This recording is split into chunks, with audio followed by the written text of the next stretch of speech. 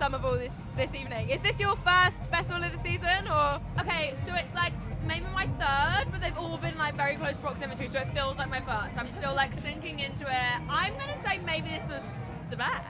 Yeah, do you reckon? Were we the loudest crowd? Like, honestly, they were so loud, they were out of breath. Yeah, I was in it. Bournemouth brings the vibes. That's what we do down here. Pretty Bring the much. vibes. I actually think this is my first time at Bournemouth. You know? Is it? Yeah, I think so. We're on tour with Caity Baser. Yeah. Did you have a favourite moment from that tour? Okay, either the first show or the last show. Sometimes that's how it happens, Yeah. you know, like the first show nerves sometimes bring the best out of you, and then the last show you know everything really well. Everything in between's a bit like, oh my god. Bit of a whirlwind. But London was incredible. It was Eventum Apollo in London, which is like such a cool venue. It was incredible, yeah. Really, really amazing. And before going into the studio, is there anything you do to get into the creative flow before heading in there? Yeah, actually, Yeah? it's very niche. It's very specific. I basically go to a sauna. Nice, relaxing. I go to a sauna and I basically like just sweat out all my thoughts, and I'm like, how do I feel? And then like do my song concepts. Usually a fun title, like I love a fun title with my songs, and then and like go in with it, and I'm like, okay, this is where I want to go today, and then I write with like pretty much the same people all the time. And you have an EP coming out very, very soon, June 7th, I believe. Next week. And it's titled Never Waste a Heartbreak. Never Waste a Heartbreak. Yeah. Tell us about that. We've had a few singles, but tell us what we can expect from the full EP. This is very much a sad girl era. Yeah. Like, oh my god, yeah. I went through a breakup earlier this year, and I feel like I touched on it a lot with my last EP, but this one is very much like in the thick of it. Like I literally did the breakup, flew straight to Nashville actually, which is where I like started my career and where we do a lot of my writing. Yeah. And just like wrote them all, and I was just like literally going home from the studio every night, just like crying in my hotel to the yeah. Like one of the tracks on there is called Stay Friends, which is actually my favourite one. And I remember like literally just like crying in the bathroom in the hotel room, like literally like a movie, right? I'm like, oh my god, it's so sad. So yeah, maybe some tears, like if you're going through a breakup, it's definitely very hits home. And then as you go through the EP, it definitely like progresses a little bit more. Can I swear? No. We can a little bit more like, oh my god, I hate you. Just put it PG. Yeah. I was actually just about to say, which song are you most excited for people to hear? I think, so my favourite on the EP is Stay Friends, which is very sad and it's very like mellow in terms of like sonically. Yeah. Love of My Life is been a favourite of mine for ages, and that's like really upbeat and it's very like, okay, that's fine, whatever, and it's very sassy and it's very, it's fun. So maybe that one. Okay. Somewhere between them two. Yeah. And do you have a song that you're most nervous to share with everyone? Is there one that you're... Yeah, Stay Friends. Like, because I absolutely know who's going to see it. If you know what I mean. Yeah. So we went to the Shun Radio Awards in November, and we actually saw you perform. I actually ended up dancing with you during your performance. Have you got a favourite thing about performing? Because we loved the one you've just done and the one at the SREs. Honestly, it's the people. Like, it's always the people. Like, you can be on the biggest stage at the biggest show, but it always depends on the crowd and who's there. Like, I could be on a tiny stage and have the best audience ever, and I just have the best time.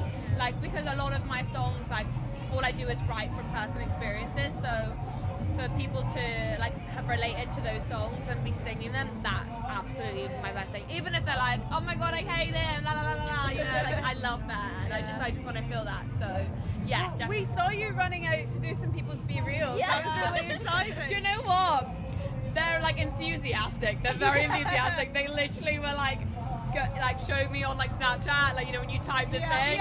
So I do my Be Real honestly about 8 times. I was like, I'm gonna have to do it. I'm gonna run down. And basically, a lot of the times I run out during a set. Yeah. But I briefed no one on that. I briefed no one in the sound department that I was going to do that. I was like, I'm not going to do that because it causes a lot of like chaos if I run out. during a song, so I was like, I'm gonna run out when we're not doing a song, and then yeah, but it was fun. I was like, but then literally there was so many people being like, do you be real? I was like, oh my god, I've started singing now. I've got to go. Yeah.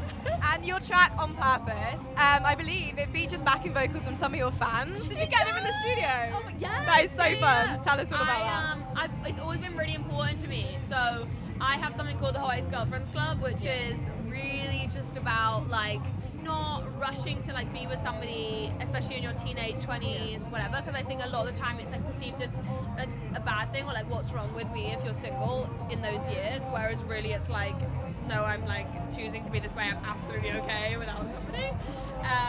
And so that's like been something that's like been part of my career, and that ended up making like the most amazing group of girls and just fans in general and people who listen to my music.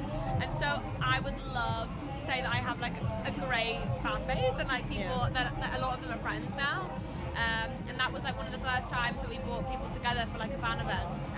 And yeah, I was like, do you want to come on the track? Like that would be incredible to me, especially because On Purpose was my first ever sad song. Like I'd only done Boyfriend of the Year, Drama King, and Date Your Dad at the time. So I was like, does everyone, like no one wants a sad song from me, everyone just wants like fun songs, and like it was a really, really cool moment. Yeah. Oh, it's amazing. It's such a unique thing, I think, because not many artists like get their fans on their songs, so that's really fun. That's really cool.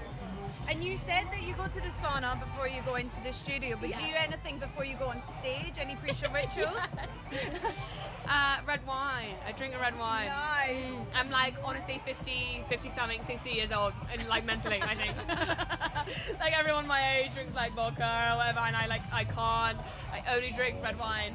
But yeah, red wine or two. I have my like teddy. So it's literally my teddy and my red wine before I go on stage, and then I run on. And you mentioned your podcast. Have you got a dream guest for that podcast? Oh wow, that's such an amazing question. I don't know. Oh my god, I mean, I would love to like at some point grow that podcast so much, and like because I really think that it's like just cool. Like it's me and my best friends, and then yeah, I mean like Alex Earl, something like that. I mean, let's do it, right? I mean, incredible. Yeah.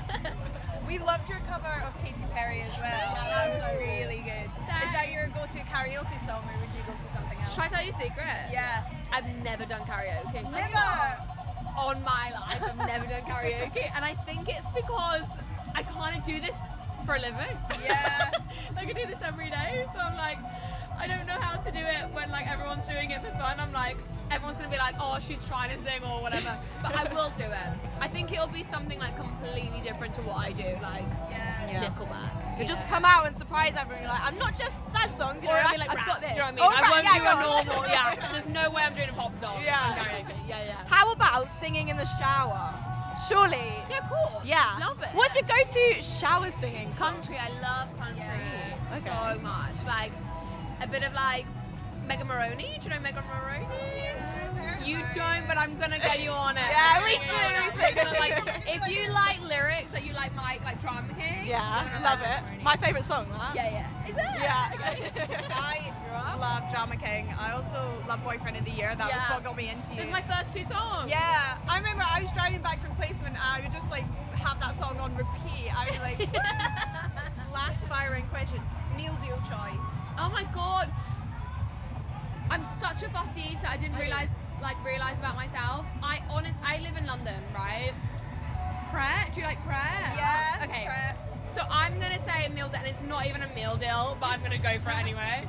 The tuna baguette. I love How tuna amazing baguette. is the Pret tuna Love the baguette? tuna baguette. I've tried to recreate it so many times, and I just can't. I don't know what they put inside of it. I literally am reading the so back of good. the ingredients, and it's Yeah. like, what are you putting in this? It's incredible. That. And the crisp and a popcorn bar. Have you had the popcorn bar? Yeah, I know, so right. Tuna baguette though, I always find it's almost like falling out. That's my only It is issue falling with out. it. You Yeah. can't eat it in front of anyone. No. You've got to go into a room on your own. You're like, It's not a otherwise nice it's like experience. everywhere. Well, thank you so much for your time today, and yeah, we've loved having you. Hopefully everyone's enjoyed the interview, and that is a wrap on the Bellah Mae interview.